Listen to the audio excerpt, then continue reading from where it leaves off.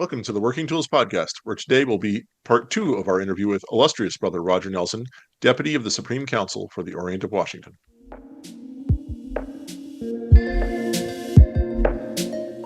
Ladies and gentlemen, brethren all, welcome to the Working Tools Podcast, a casual conversation around Freemasonry. First, it's important to note that our thoughts and opinions are our own and do not reflect those of our Grand Lodge or respective craft or concordant bodies. Please connect with us and ask questions via our website at theworkingtoolspodcast.com.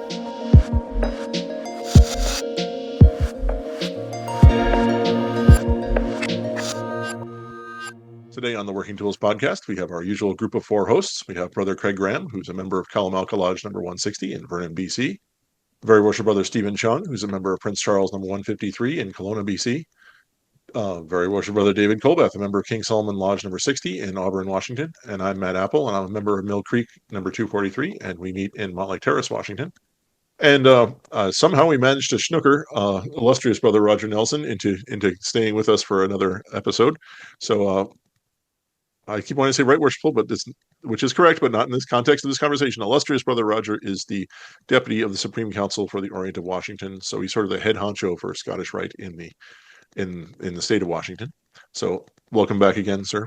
Thank you for coming back. Great to be here. And you were saying, but right before we started recording, about that, it's about the hierarchy of how Scottish Rite is organized. So would you mind shedding some light on that subject? It is a bit confusing. Brother Chung asked, what's the difference between something to the effect of what's the difference between a deputy and an SGIG? Our statutes are such that when you go in as the head of an Orient, you go in as a deputy of the Supreme Council, and you must serve as a deputy for at least 1 year before you can be voted by the Supreme Council or elected as an SGIG. There are only 33 seats on the council, and there are 39 positions. And so it's kind of like musical chairs. There are at least 6 deputies, and right now I think there are 10. And so at any given time, there typically are at least 2 or 3 open seats. And so there's no presumption that I'll ever become an SGIG. I could be a deputy until I'm 80 years old. I'll start to talk like Barney Fife, no doubt. Carry one bullet in my pocket. There's only 2 rules. So do you know Carl Springer from BC? I think he would be your counterpart in BC. I probably should, and I probably have met him at Victoria number 1, but I've met so many people in the past year that I'm ashamed to say that he doesn't come to mind. I'll probably see him at Hands Across the Border here. Or Doug Easton might actually. Perhaps. Actually, yeah, that's because we're having the official visit of the deputy, so that'd be Doug Easton. Okay. So I'm just putting it all together. So, Steve, do you have the similar arrangement? How many valleys do you have in BCY? I think there's 4 valleys in BC. There's the Valley of Vancouver, the Valley of Vernon. There's the Thompson Valley, and I think there's a Kootenai Valley. I think that's all as well, Steve. Oh yeah, okay. So there'd be 5 then. Yep. And maybe 6 on the island, because the island's fairly long that way. So, yeah, I'd have to check on that, but yeah, around that. But then a single deputy for that whole Orient. Yeah, so that would be the equivalent of Steve Easton, because there's because he's the guy that we have to receive next month or in April. Yeah, I got a whole bunch of work I'm practicing for that. So do they have a similar reception, Roger, for each valley when you visit, as in your official capacity?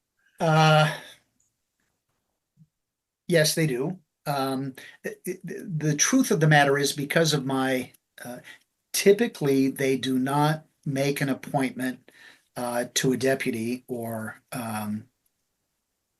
until one has become a past grandmaster. And I was going to ask about that later. Right. And as I am a deputy grandmaster, it's complicated. And the complication is, fortunately for me, Grand Commander Cole is a past grandmaster. And he understands that my first priority, first and foremost, needs to be the Grand Lodge of Washington, because these are the Masons that elected me, as opposed to those that appointed me. And so for the next 16 months or so, my first priority is to the Grand Lodge of Washington. That doesn't mean that that I still can't get to a whole lot of valleys and squeeze in a whole lot of Zoom meetings.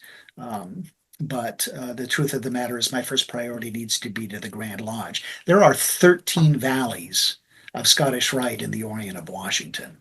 And for our British Columbia brothers that don't know, I am tucked away in the far northeast corner of the state. And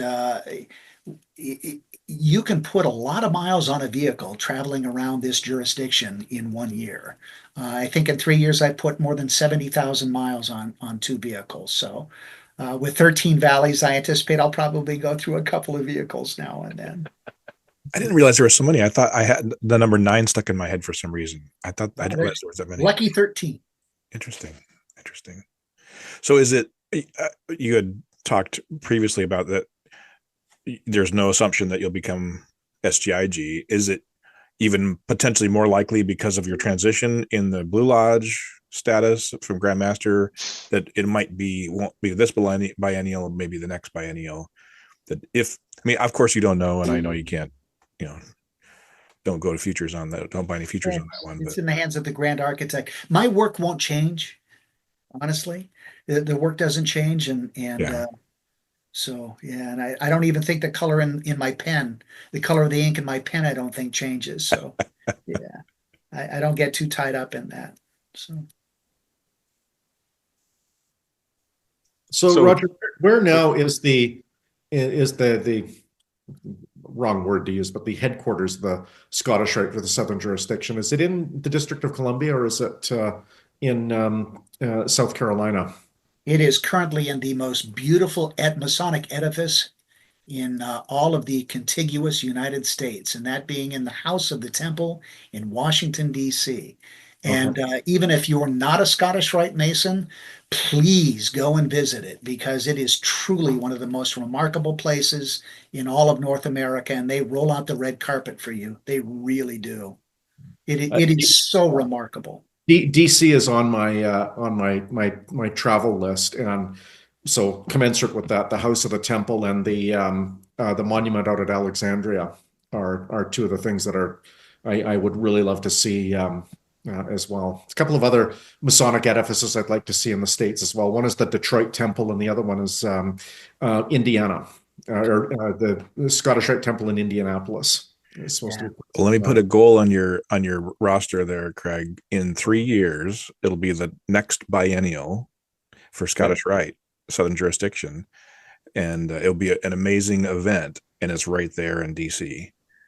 So it's go this August. What's that?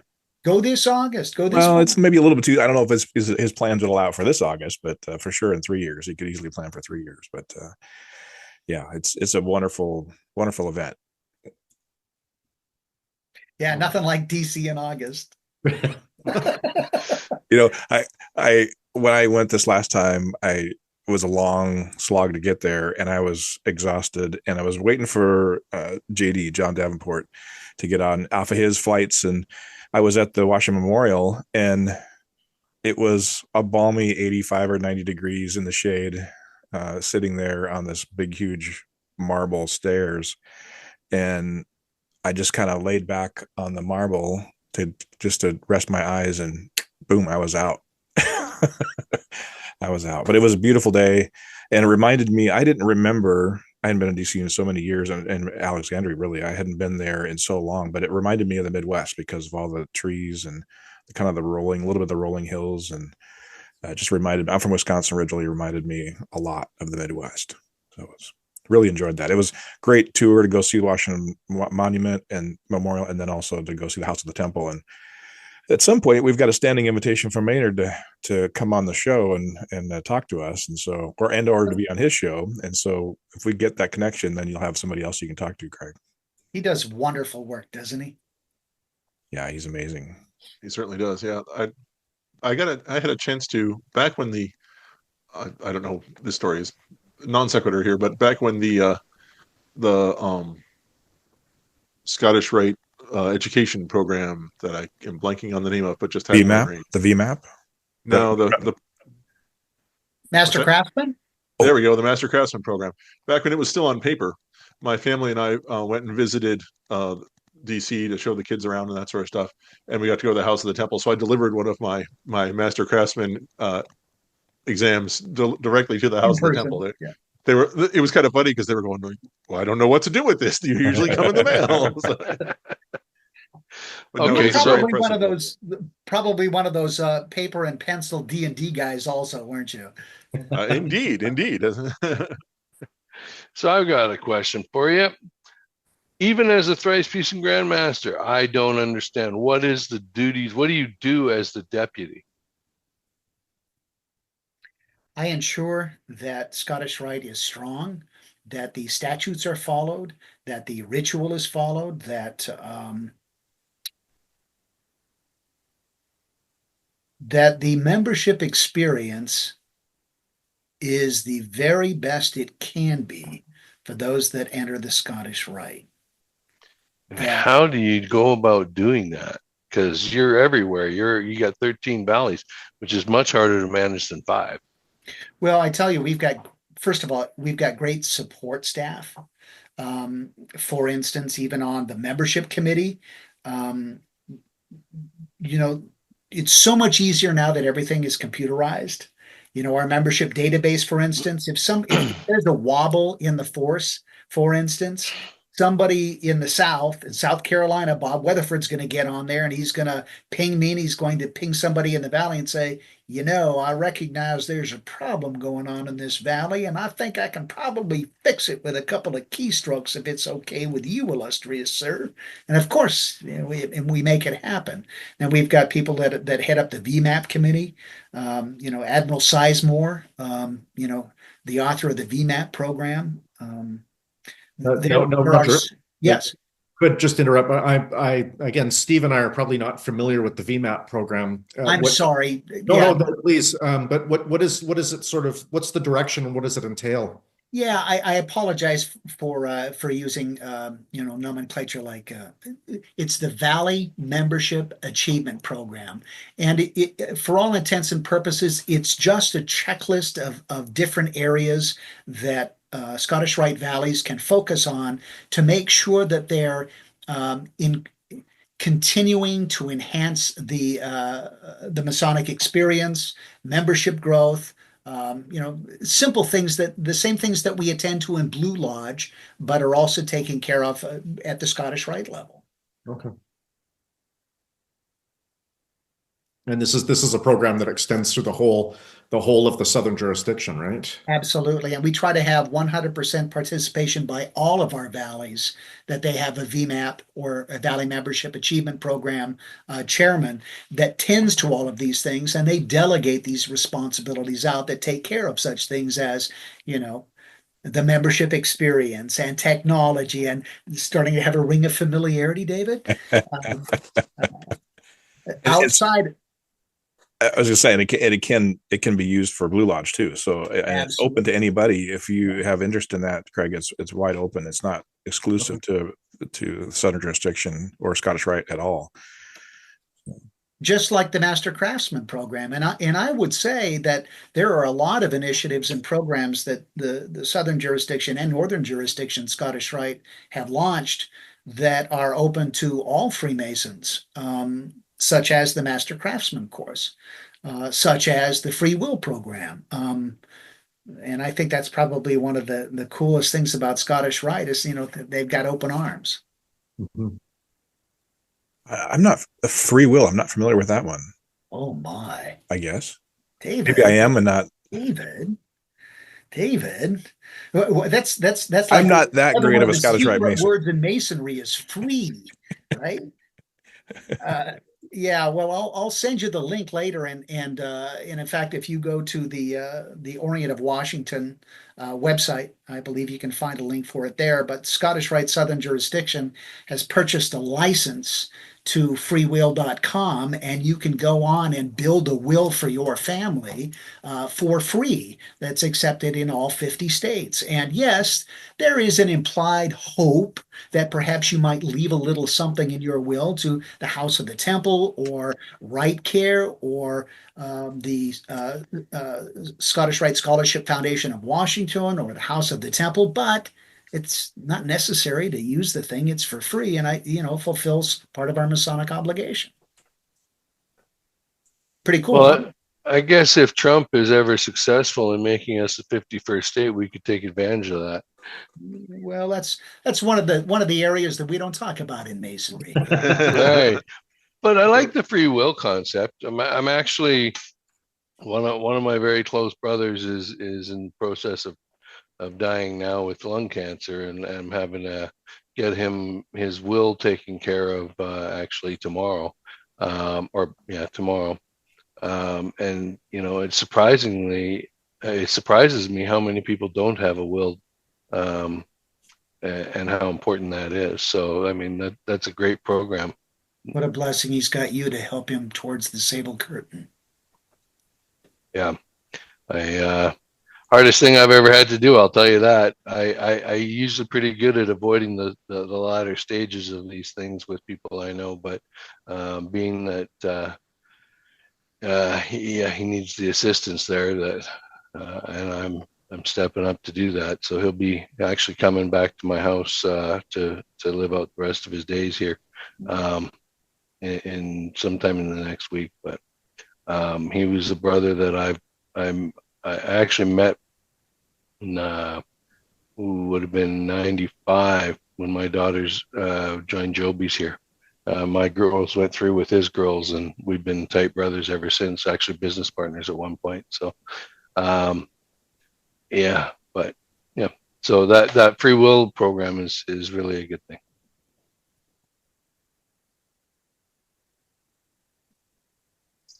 Now, having discussed the final stages of life, I feel like my next question is going to be a frivolous one, but for those who might not know, the United States, for Scottish Rite purposes, is divided into the Northern Masonic jurisdiction and the Southern jurisdiction.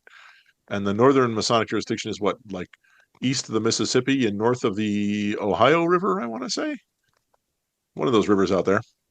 And the Southern jurisdiction is everywhere else. So even though Washington here is pretty far north, we are part of the Southern jurisdiction for Alaska Rite purposes, as is Alaska, and Hawaii and Puerto Rico. But yeah. So you that's some serious miles. Yeah, you put on then to cover all that area. Oh, I don't have to cover that territory. I've just got the state of Washington. Oh, right. I'll take Puerto Rico. Is Alaska at one point? Alaska was part of Washington. It was, and then they weren't, and then they were again, and then now they are. What's that relationship there? So John Barnett is the deputy for the Orient of Alaska right now. He is my counterpart and seems to be doing quite well. And I saw him most recently at the Grand Lodge of Alaska, and I will see him at the biennium. So Scottish Rite is thriving quite nicely in Alaska. Excellent. Do you know about what percentage of Blue Lodge Masons are Scottish Rite Masons? In the state of Washington? 28.07. Okay. I said about. Or about. Yeah. I do follow it somewhat closely. Still loose, Matt. He'd rounded up the second decimal place there. What's funny though is that I think that's pretty historical actually, because I remember reading a long time ago somewhere. It was in a book about Freemasonry written by a British author, and of course things are different over there. But he said historically, it's about 1 in 4 American Masons are members of the Scottish Rite. So that would put Washington right now slightly above average, but that's about correct. That sounds about right. And I don't know what York Rite is. I don't know what the percentage is for the York. No idea. You know, and then I don't know what the percentage is either for all of the unmarried men in Masonry who are members of everything. You know, it's small, but there's a few of them out there. Yeah, and for the married man, he will always tell his wife, "Honey, it's just one night a month." And then after a number of years, then maybe he isn't married anymore. I'm kidding, of course. Actually, my wife's telling me I need another night of meetings, so I should join the York Rite. One of my other brothers lives 2 hours away, comes to Kelowna for the York Rite meetings, and he stays here when he comes into town and is at a late meeting. And he's getting up from dinner. He gets to go dressed, and I'm not. I'm just still sitting there. And she says, "Aren't you going?" And I'm like, "No." She says, "Why not?" I said, "Well, I don't belong to that one." She said, "Why not?"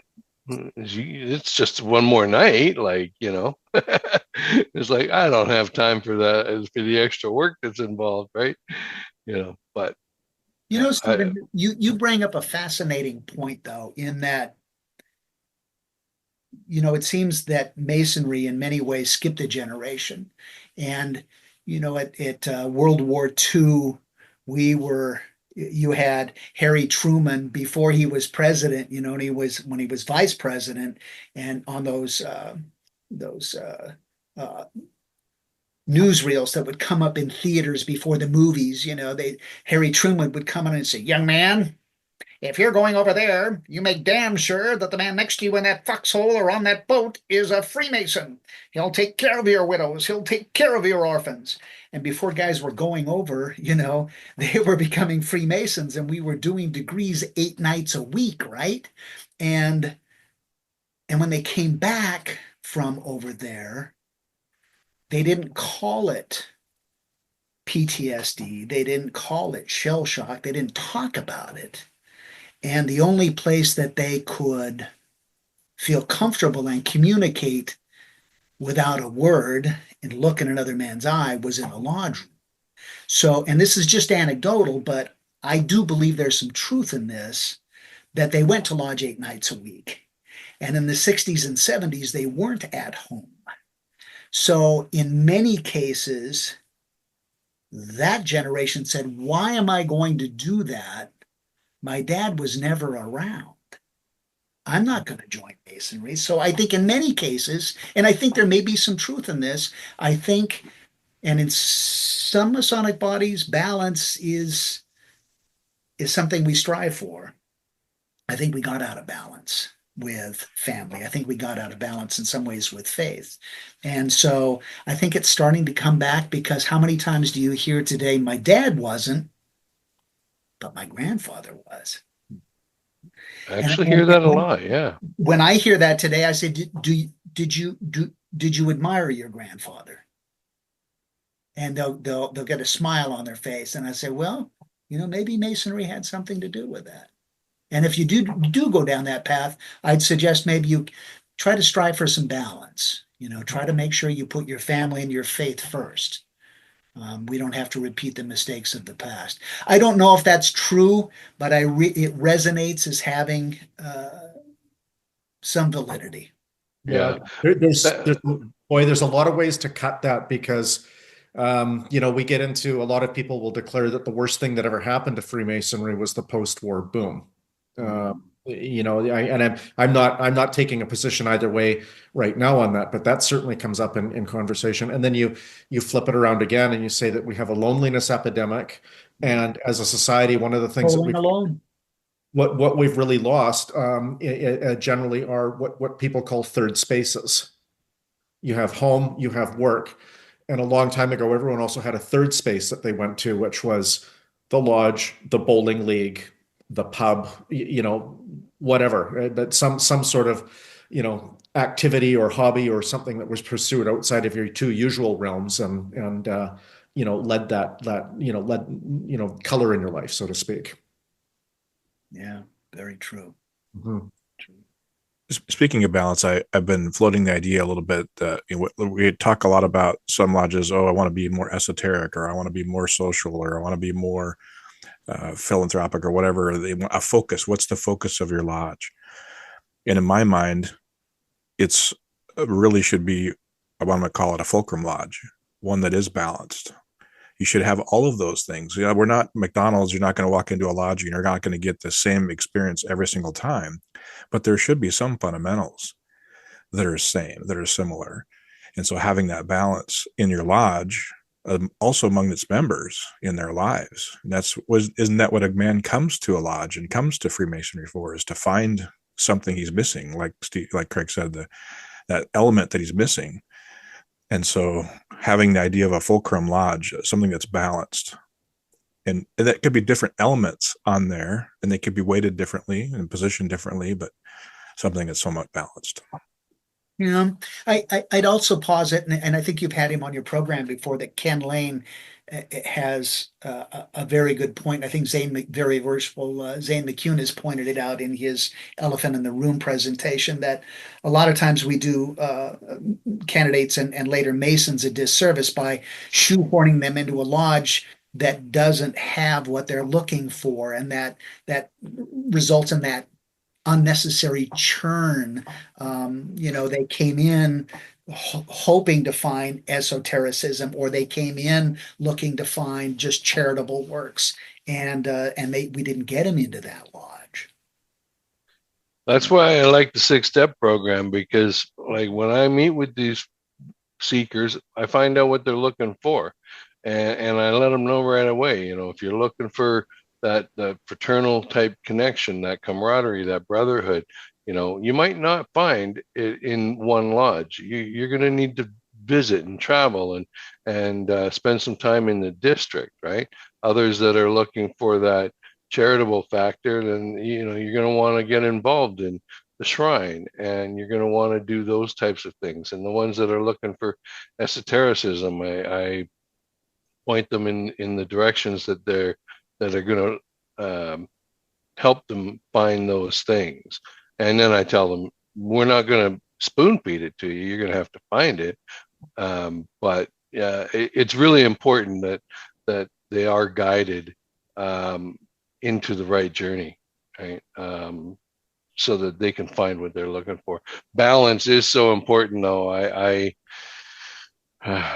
get 4 nights a week for lodge and 3 nights a week for home, right? And so I think I do pretty good in that aspect, right? I'm blessed. My wife, she had a family of Masons, so she was quite used to that, and she knows where I am and what I'm doing is all good stuff. So that balance is really important, and I wish it was taught more in lodges.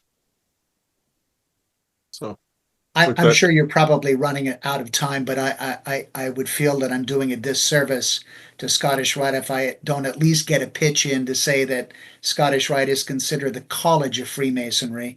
It's not for everyone. They're not higher degrees, they're deeper degrees.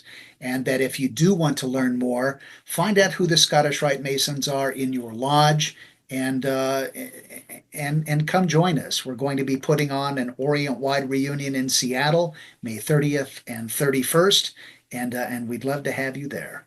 Well, geez, if you've got time for another episode, I know we've got more questions. You may live to regret that, my brother.